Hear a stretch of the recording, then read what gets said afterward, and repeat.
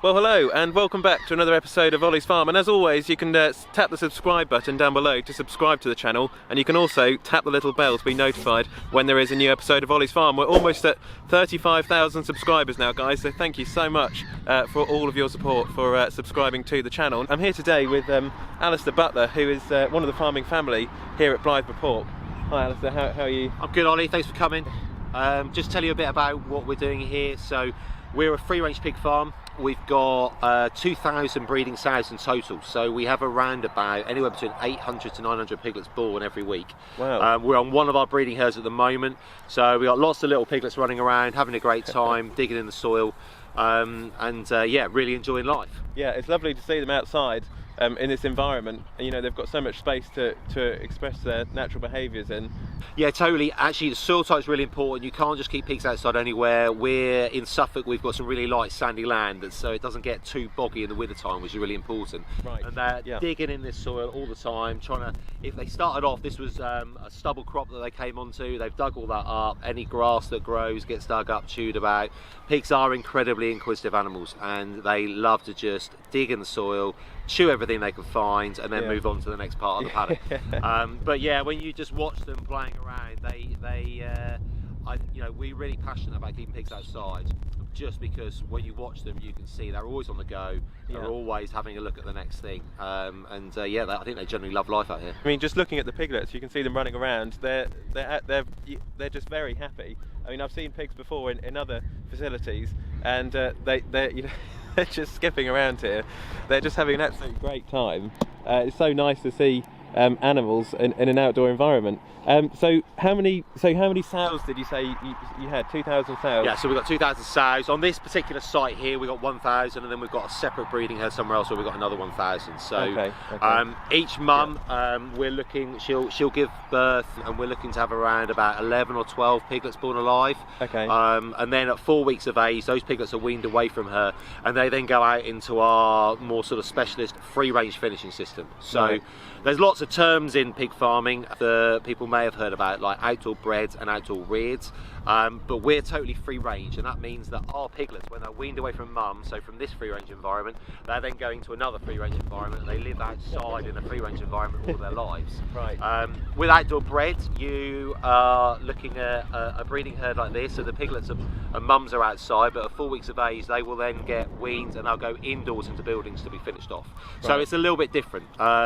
It's great that the mums are outside and free range, but the actual finished pigs, the pigs that become the pork at the end of the day, or the bacon or the sausages, they are actually reared indoors. It's still a high welfare system compared to a lot of systems around the world, particularly in Europe, but it is we can't get confused, it's not free range. Yeah, so of all of the systems, you could perhaps argue that this is perhaps one of the best systems in terms of the animal's welfare. Seem to be, just from me looking at them here, they seem to be a lot happier than a lot of pigs I've seen in the past, that's for sure. From the point of view of happiness, there's absolutely no doubt in my mind that a free-range outdoor environment for pigs is the right place for them to be. Yeah.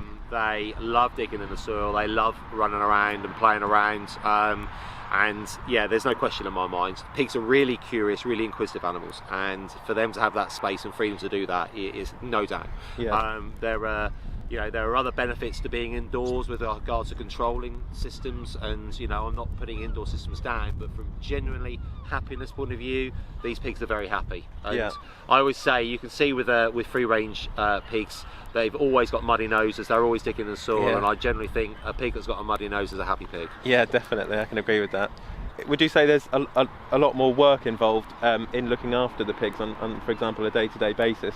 Absolutely, no doubt about it. It's a more expensive way to keep pigs because there's a lot more man hours goes into it. With a lot of indoor pig farms, you can press a button and there's an automatic feeding system that will take food from a feed bin and feed it through to the troughs, and it's literally as simple as 2-second job, press the button. Out here we've got to cart tons and tons of pig feed around every day. There's a lot of work that goes into keeping these pigs. That's why you know, not all pig farms could be free range because it would be too expensive and realistic. You know, it does cost a bit more.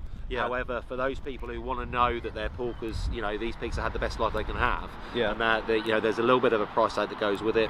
But I think it's worth it, and I think the people who buy our pork think it's worth it. With regards to Blythburgh Pork, all of our pork gets sold to retail butchers or into restaurants. We don't actually supply any supermarkets with our pork, but yeah, so there's actually free range pork is actually only 3% of the pigs produced in the UK are actually free range. Right. Now, when you consider the fact that we import around about 50% of the pork products that come into this country anyway, and then you actually turn around and say, well, actually, there's probably only around about 1%, maybe 2% of the pork consumed in this country is genuine free range pork. So it's actually quite a unique product. And I think that would surprise a lot of people, because when you think of free range eggs, there's like 60% of the egg market, I think, is free range eggs. Whereas when it comes to pork, free range is actually a very small part of the market, because it's quite a hard work system. You know, it takes a lot of hard work to actually make it work. So so there is a price to pay for that extra effort, but at the end of the day, you know, the pigs are having a much nicer life. And, 100%. You know, we generally believe in it from a happiness point of view. So there's a point there. We also, certainly from a finished pig perspective, they grow a little bit slower than your commercial pig. And we generally believe that the sort of the lack of stress, that slower, more natural growth, has a real impact on eating quality as well. Right. So we think that there is a real, you know, benefit from that side of things. So they are a slower growing animal. Slower growing animal, so they're not as efficient as an indoor pig would be. You know, you're working in a more extensive environment. They're exercising because they're out and about digging in the soil, and that slows the pig down without a doubt. So thanks very much for having us a look at this site here. So this is where the piglets are brought up here, isn't it? That's right? Yeah, so the piglets are going to stay with mum for 4 weeks. Then we're going to wean them. Mum's going to go back to the serving area, and at some point with artificial insemination she's going to get pregnant again, and we're going to take the piglets away to the free range finishing herd, and we're going to go there next. Okay, so Alastair and I have now come up to the finishing area, and we're just here with the pigs here, and as you can see, these pigs here are approximately 14 weeks old, and they're brought up to these pens here to be finished. So after they've been bred at 4 weeks old, is that right? Yeah, so we wean our piglets away from mum at 4 weeks old, which is quite typical within the pig industry. So to be free range, we then bring them up. They're going into tents, and we have to teach them that the tent's a new home, because they've been used to just being around mum all the time. And then after that, we're opening the gates, and they've got free rein to go out into the paddocks, dig in the soil, do all the stuff that you saw earlier on the breeding herd, but they're going to do it for all their lives. So they're outside for a little bit longer. They grow a little bit slower, as I said earlier, because just really down to the exercise, the environment they're in, and the fact that they're exercising a lot more, digging in the soil. So you can see when we pan back to the pigs, they're constantly digging and interacting down in the soil and chewing and stuff. So that just slows down their growth a little bit. And but yeah, totally free range pigs. Here you are. Is it okay if I just get in and have a look at them? Come in, have a look. All right. So here they are. So I'm just noticing some of these pigs here. They've got some are different colours than others. Is that because of their different breeds, or they've got different traits in them? Yeah. So we've got at Blythburgh, we've got 3 different breeds within our pigs. So we've got Landrace, we've got the Duroc, which is the ginger, and then we've got the Hampshire as well. So all these pigs are exactly the same genetics, but just sometimes some of the ginger and some of the Hampshire colouring comes through in the pigs.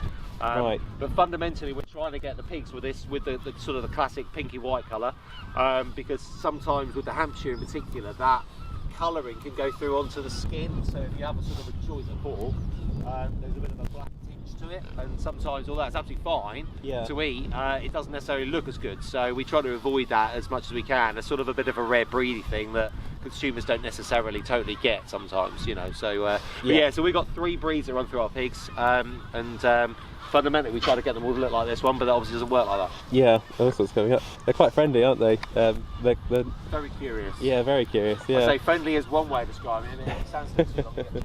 Oh right.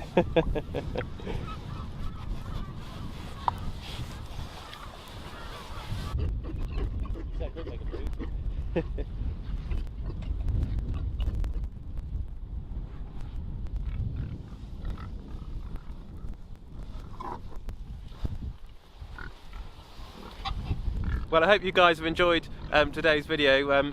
Thank you so much, Alastair, for letting me come down and check out Blythburgh Pork. It's been absolutely brilliant to see how the pigs are raised here on this lovely outdoor system.